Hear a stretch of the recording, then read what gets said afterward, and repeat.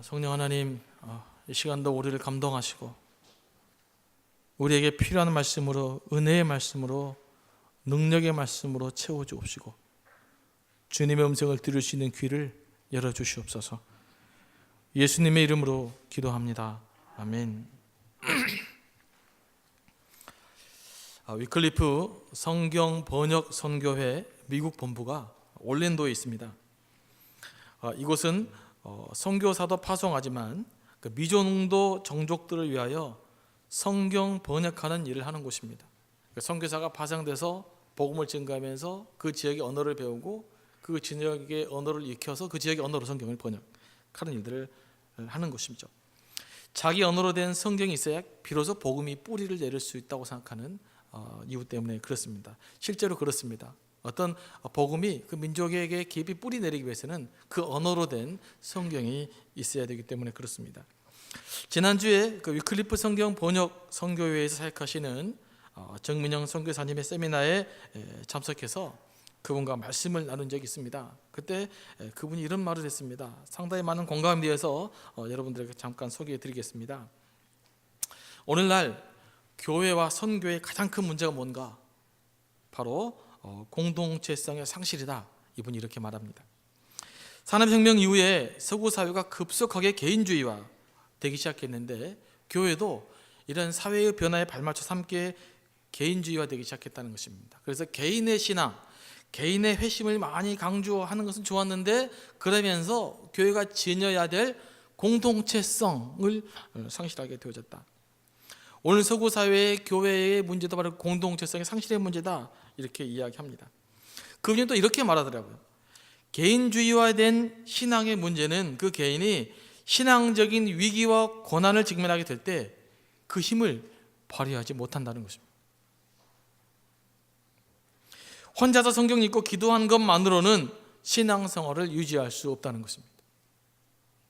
한 개인이 공동체 안에서 서로 격려받고 서로 격려할 때, 함께 기도하고 함께 지지받을 때 그 공동체 속에서 고난을 이겨낼 수 있는 힘이 비로소 생겨난다는 거예요. 그런데 이 교회와 서구사회가 자꾸 공동체성을 상실해 가면서부터 이 영적인 능력이 급격하게 약화되어졌고 오늘날 교회의 위기가 일어나게 되어졌다. 그런 이야기를 합니다. 실제로 사도행전을 보면 초대교회는 가족 공동체와 같은 기능을 하고 있었습니다. 서로 물건을 통용하고 마음을 합쳐서 함께 찬양하고 함께 떡을 떼며 하나님께 찬양하며 나아갔던 것입니다. 그래서 초대교인들 향해서 사람들은 이렇게 말했죠. 긍정적인 의미에서 보라, 그들이 서로 얼마나 사랑하는가.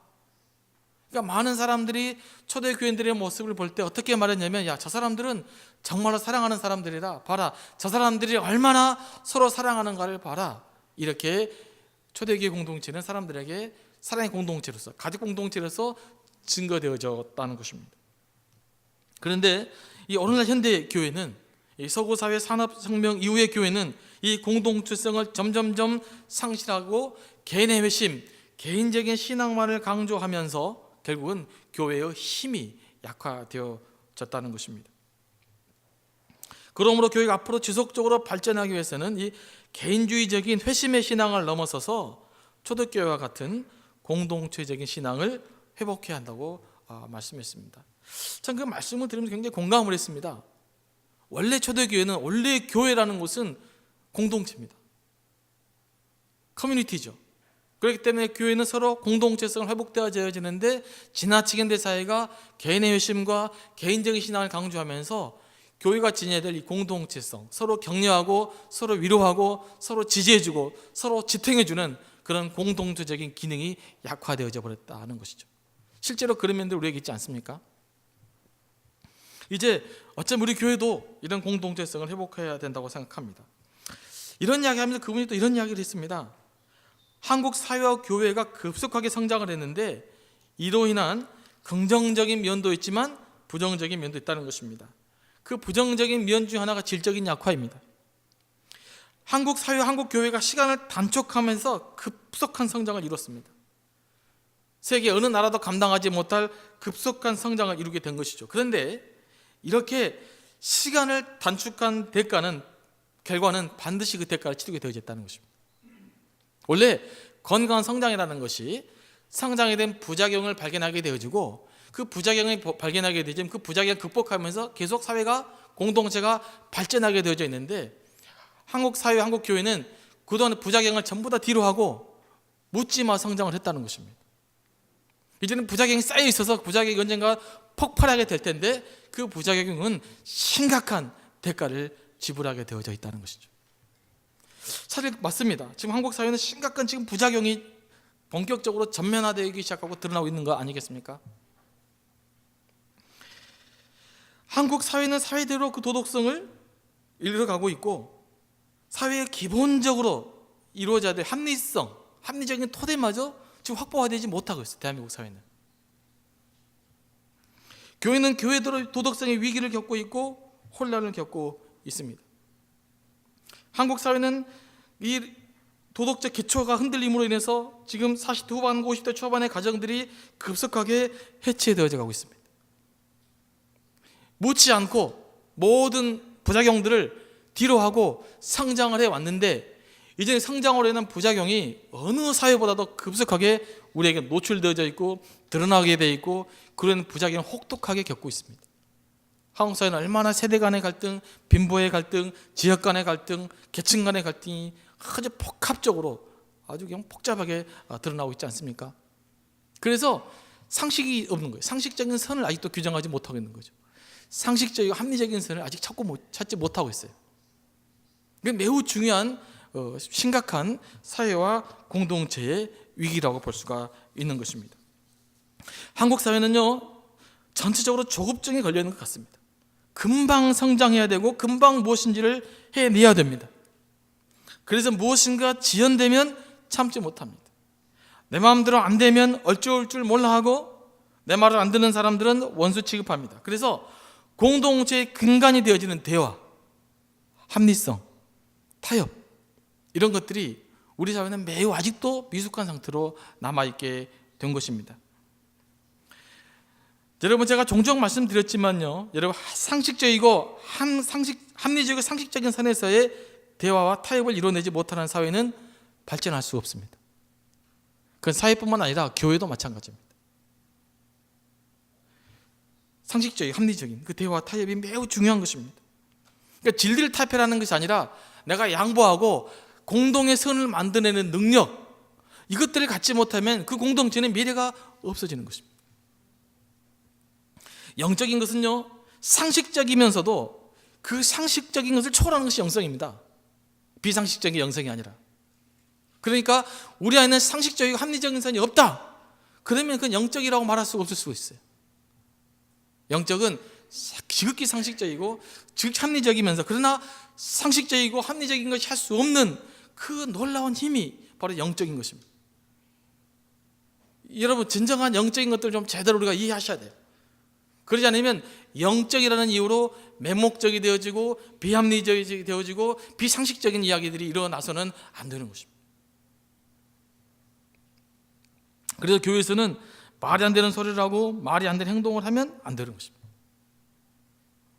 세상에서는 타협점을 만들어내지 못해도, 세상에서는 공동체를 만들어내지 못해도 교회 안에서만큼은 예수 그리스도 이름으로 하나의 우리 모두가 함께 할 수 있는 공동의 선을 만들어낼 수 있는 그런 능력이 교회에 존재해야 되는 것입니다.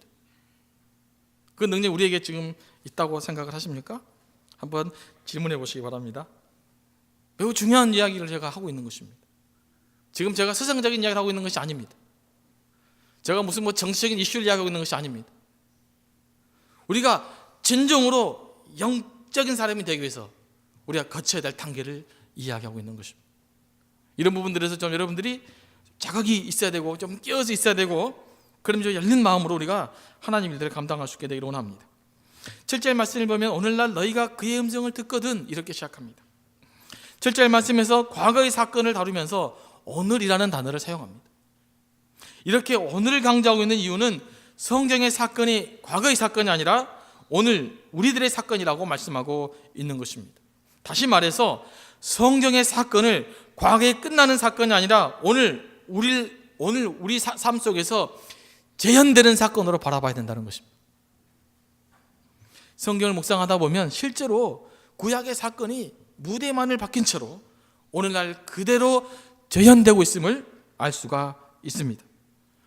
광야의 이스라엘 백성들을 묵상하면 어찌 그리 오늘 우리들의 모습과 똑같은지 모르겠습니다. 성경을 깊이 묵상하면 묵상할수록 성경의 사건이 오늘 우리의 사건이 되어지는 것입니다. 성경의 사건이 오늘 여러분의 사건이 될 때 여러분은 성경을 제대로 읽고 있는 것입니다. 성경의 사건이 과거의 사건이나 성경의 사건이 지식적인 사건으로 끝나면 여러분 성경을 잘못 읽고 있는 것이고, 성경의 사건이 오늘 여러분의 사건이 되면 여러분은 성경을 제대로 읽고 있는 것입니다. 여러분 성경을 제대로 읽으시기 바랍니다.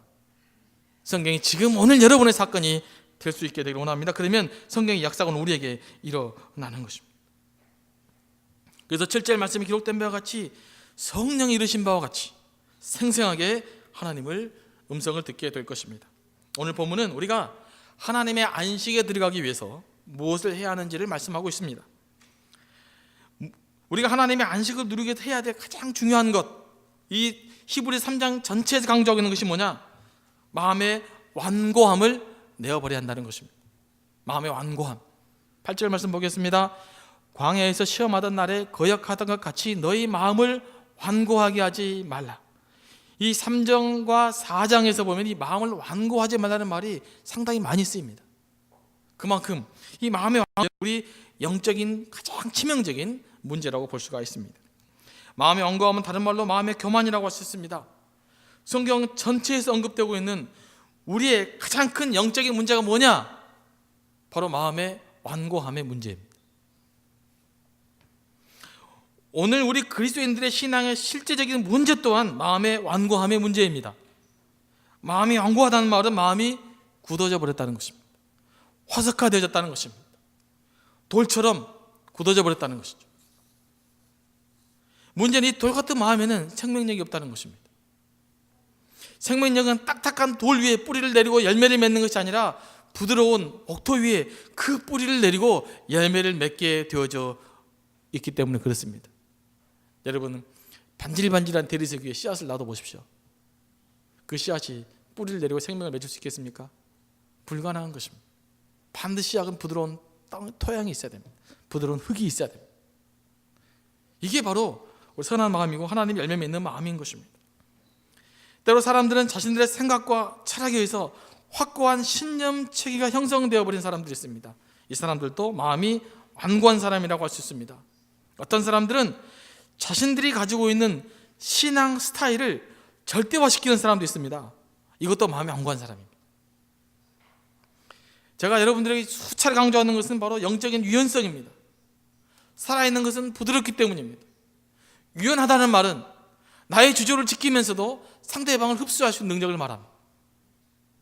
내 가치를, 내 신념 체계를 유지하면서도 하나님의 말씀이 내 삶의 중심이 되어지는 것을 말합니다. 이런 유연성이 우리 가운데 있어야 되는 것입니다. 세상적인 철학뿐만 아니라 신앙적으로도 마음이 완고한 사람들이 얼마나 많은지 몰라요. 자기 신앙 스타일을 끝까지 고집하고 자기가 조금만 다른 사람들 이해하지 못하는 사람들 얼마나 많은지 몰라요. 대표적인 케이스를 두 가지를 예를 들자면 이 은사주의 운동하시는 분들과 말씀을 깊이 묵상하는 사람들, 이게 타협점을 못 찾아요. 이게 서로 다른 거거든요. 틀린 게 아니라. 그래서 은사가 있고 방언을 하고 성령 충만한 사람들은 말씀을 깊이 연구한 사람들, 이해를 할 수 있어야 돼요. 또 나는 좀 방언하고 이런 게 시끄럽지만, 나는 이해가 안 되지만, 그러나 또 나는 또 상대방의 사람들 이해할 수 있어야 돼요. 이게 유연성이에요. 이런 신앙을 갖춰야 교회가 비로소 건강하게 세워져 가는 것입니다. 어느 한쪽만 치우쳐지게 되면 문제가 생기는 것이죠. 다양성 속에 일체이라는 말이 있습니다. 무슨 말입니까? 나와 다른 사람들이 각각 자신의 독특한 개성을 살리면서도 나와 다른 것을 수용하면서 하나를 이루어가는 것, 이게 다양성 속의 일체입니다. 교회야말로 다양한 스타일의 사람들이 모이는 곳입니다. 그러므로 하나님이 내게 주신 자신의 은사를 활용하면서도 다른 사람들이 인정하고 존중하면서 하나를 만들어가는 곳이 교회입니다. 하지만 우리가 영적으로 완고해져 버리면 공동체성이 깨지고 맙니다. 마음이 완고한 사람들의 문제는 다른 사람들의 말에 귀를 기울이지 못합니다. 나와 다른 것을 인정하지 못합니다. 이런 사람들은 더 나아가 하나님의 말씀에 순수하게 귀를 기울이지 못합니다. 자기의 생각이 너무 강해서 하나님의 음성을 듣지 못하는 것입니다. 그러므로 마음이 완고한 사람은 실은 자기 마음속에 순수함이 상실된 사람입니다. 자기 신념체계 확고하면 확고할수록 그 사람은 그만큼 덜 순수하다는 것을 여러분 기억하시기 바랍니다. 자기 생각이 너무 강해서 다른 사람들을 판단하기는 잘하지만 정작 자기 자신은 비판적으로 생각하지 못합니다. 그러다 보니까 뭐가 없습니까? 변화가 없습니다. 이 오랜 신앙 사는 사람들의 문제는 변화가 없다는 거예요. 신앙 속에 굳어져서 그것이 마치 그 굳어진 자기 신앙을 절대화시켜서 다른 영적인 변화를 추구하지 못할 위험성이 매우 농후하다는 사실을 여러분 기억하시기 바랍니다. 늘 마음을, 완고함을 풀어내야 돼요. 내 신앙, 내 철학, 내 삶, 내 것을 절대화시키는 마음들을 늘 상대화시켜야 돼요. 이게 신앙이에요. 이게 영성입니다. 생명력 있는 공동체는 변화합니다. 변화가 없는 것은 죽은 것입니다. 그렇지 않습니까? 우리는 세상 가운데 쉽게 그걸 확인할 수 있어요. 돌, 변화가 없습니다. 죽은 거잖아요. 다이아몬드 반짝반짝거리지만 생명이 없어요. 죽어있죠? 변하지 않습니다. 그러나 살아있는 것은 변합니다. 살아있는 꽃은 변합니다. 살아있는 나무도 변합니다. 살아있는 동물도 변합니다. 살아있는 존재는 변하게 되어 있습니다. 변화가 있어야 진짜 살아있는 것입니다. 우리가 영적으로 정말 살아있다고 한다면 우리가 오늘 끊임없는 변화가 존재해야 되는 것입니다. 지금이 아닌 다른 그 무엇으로, 하나님의 말씀으로, 더 나은 이상적인 모습으로 우리는 자꾸 변화해져 가야 되는 것입니다. 이 변화를 포기하면 죽은 공동체가 되는 것입니다. CCC 봉초제였던 그 정인수 목사님이 요즘 한국 은퇴하시 한국으로 돌아가셨는데 그분이 이런 이야기를 합니다. CCC라는 선교단체가 설립 이후에 지금까지 너무나 잘 진행되어 왔다는 것입니다. 뭐 선교사들도 15만 명이 넘는 사람들이 파송되셨다고 합니다. 지금까지 너무 잘해왔기 때문에 사람들이 변화하려고 하지 않는다는 거예요. 그래서 무슨 변화를 이야기하면 지금까지 잘 되어 왔는데, 지금까지 너무 잘해 왔는데 왜 변하려고 하느냐라고 사람들이 이야기한다는 겁니다. 근데 그분이 가시면서 이런 이야기를 했습니다. 지금 너무나 잘 돼서 변화하려고 하지 않는 것이 CCC의 가장 큰 위기다.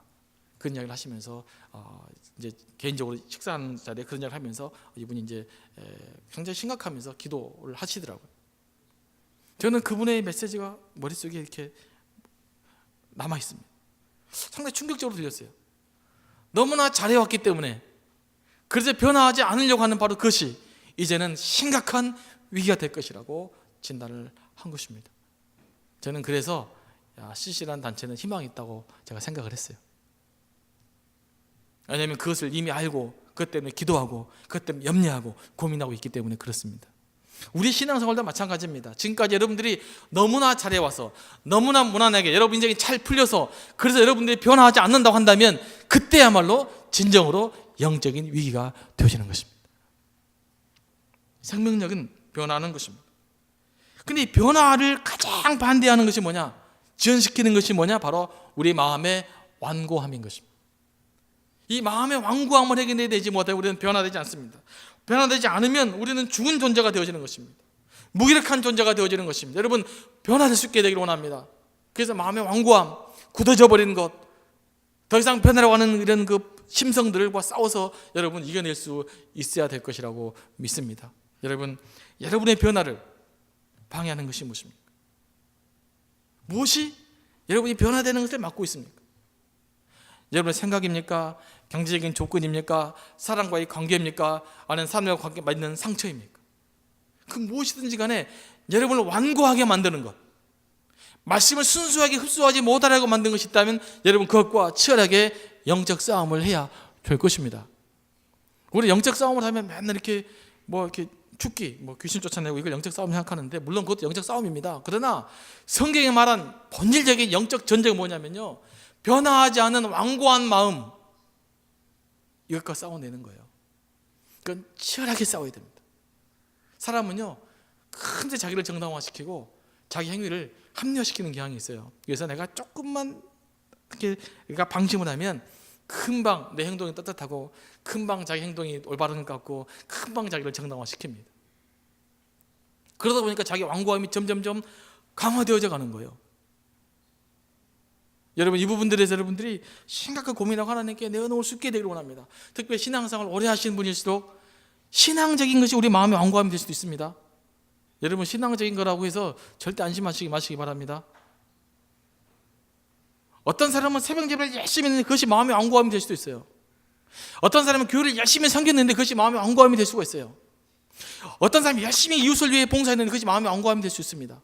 어떤 사람은 교회를 열심히 헌신했는데 그것이 마음의 완고함이 될 수 있다는 사실 여러분 기억하시기 바랍니다. 자기 행동을 절대화시키기 시작하면 우리의 마음은 금세 완고해져 버리는 것입니다. 그러면 나중에는 하나님의 음성이 들리지 않습니다. 성경도 자기 마음대로 해석해. 자기한테 좋은 것만 봐요. 조금만 자기 마음이 틀리면 목사님이 자기한테 상처 줬다고 이야기하는 거예요. 안 그래도 그게 되는 거예요. 왜? 마음의 완고함 때문이에요. 마음의 완고함 때문에. 여러분, 마음의 완고함을 풀어내시기 바랍니다. 다시 한번 말씀을 정리하겠습니다. 오늘 우리 교회가 정말 회복해야 될 두 가지가 있습니다. 하나는 공동체성입니다. 우리가 가족 공동체, 이 사실을 믿고 고백하십니까? 예수 안에 우리가 한 가족임을 믿으십니까? 그래서 어떤 면에서는요, 형제 자매, 그 표현이 참 낯간지러운 표현인데 그 표현이 어쩌면 옳아요. 형, 동생, 형님, 이게 사실 어쩌면 더 좋은 표현인 것입니다. 언니, 동생, 이런 것 사실 좋은 표현이에요.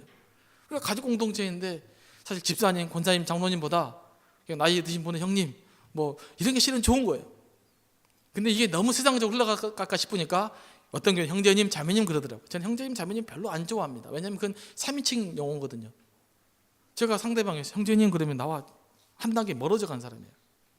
우리 교회가 가족 공동체라고 한다면 원래 실은 용어는 뭐 직책상 목사라는 직책이 필요하고 권사, 장로가 필요하지만 우리의 관계 속에서는 실은 그것이 없고 형님, 동생, 이게 가장 좋은 표현입니다. 근데 이게 이제 이러다 보면 교회 질서가 무너질 것 같으니까 현실적 공동체니 그래서 우리가 이제 한계를 지어놓긴 합니다만은 마음으로는 그런 거예요. 마음으로는 여러분, 나이 드신 분은 다 형님이고 나이 드신 분은 다 누님이고 동생은 다 아우고 동생이고 그래야 되는 거예요. 그게 가족 공동체적인 마음이에요. 그런 마음의 자세를 우리가 회복할 수 있게 되길 원합니다. 이 공동적성이 무너지면 교회 미래는 없게. 그리고 마음의 완고함, 우리가 싸워야 될 가장 큰 영적인 적대 세력은 뭐라고요? 마음의 완고함입니다. 굳어져 버린 마음입니다. 내 삶을 절대화시키는 마음입니다. 여러분의 생각, 여러분의 가치, 그동안 여러분들이 믿어왔고 여러분들이 지탱해왔던 것을 과감하게 내려놓을 수 있어야 됩니다. 하나님의 말씀을 듣기 위해서, 다른 사람들을 이해하기 위해서. 그럴 때 우리 교회는 정말 생명력 있는 공동체가 되어서 미래를 책임지는 교회로 거듭날 줄로 믿습니다. 기도하겠습니다. 하나님 아버지, 감사합니다. 말씀으로 우리를 인도해 주신 것을 감사합니다. 정말 교회는 원래부터 가족 공동체였고 그런 가족 공동체의 본질적인 내용이 살아 있었어야 되는데 우리가 세상의 시류에 휘말려서 우리의 공동체성을 상실해 왔음을 고백합니다. 하나님, 이제라도 예수 그리스도 안에서 초대교회와 같은 그런 끈끈한 그런 사랑이 넘치는 가족 공동체가 되게 하여 주옵시고 그를 위해 우리의 모든 욕심과 우리의 모든 욕망을 내려놓을 수 있도록 인도하여 주옵시기를 간절히 바라고 원합니다. 하나님, 날마다 우리의 마음의 완고함이 얼마나 크게 하나님의 말씀을 듣지 못하게 만드는지, 얼마나 그때 우리를 비신앙적으로 만드는지 깨닫게 하여 주옵시고 우리의 마음의 완고함을 내려놓을 수 있도록 인도해 주옵시고 성령께서 우리 심령을 주장하여 주셔서 우리가 겸손한 마음으로 하나님의 음성을 제대로 들을 수 있는 영적인 유연성을 허락하여 주옵시기를 간절히 바라옵고 나의 생각과 내 가치관이 절대적인 기준이 아니라 하나님의 말씀이 우리의 삶의 기준이 될 수 있도록 역사하여 주시옵소서. 예수님 이름으로 기도합니다. 아멘.